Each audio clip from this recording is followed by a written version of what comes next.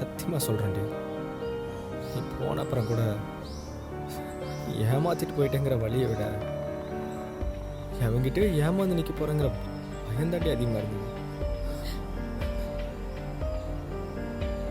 Sorry Selva.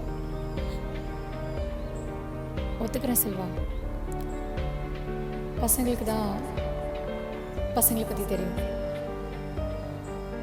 ஆனால் நீ எப்படி செல்வா அவங்க சொன்ன எல்லாத்தையுமே நம்பின? அதுக்கும் நீ தாண்டி காரணம். சரக்கடிச்சிட்டு எவனோ உன்னை கேவலமாக பேசி அதே எவனோ கேட்டு என்கிட்ட வந்து சொல்லி அதுக்கப்புறம் நான் உங்ககிட்ட வந்து கேட்குறப்ப சொல்கிற ஆமாண்டா போனேன் அதுக்கு என்ன இப்போன்னு. கொஞ்சம் என் இடத்துல இருந்து யோசிச்சு பாரு. இந்த விஷயத்தில் நீயே என்கிட்ட வந்து சொல்லியிருந்தானா அவன் சொல்லியிருந்ததை நம்பியிருப்பானா? நீ சொல்லாமல் மறைக்கிறனா ஏதோ ஒரு தப்பு இருக்குன்னு அப்படின்னு எனக்கு தோணாதா? இந்த மாதிரி சின்ன சின்ன விஷயத்த மறைக்கிறதுனால தான் பெரிய பெரிய ப்ராப்ளம்ஸ் க்ரியேட் ஆகுது.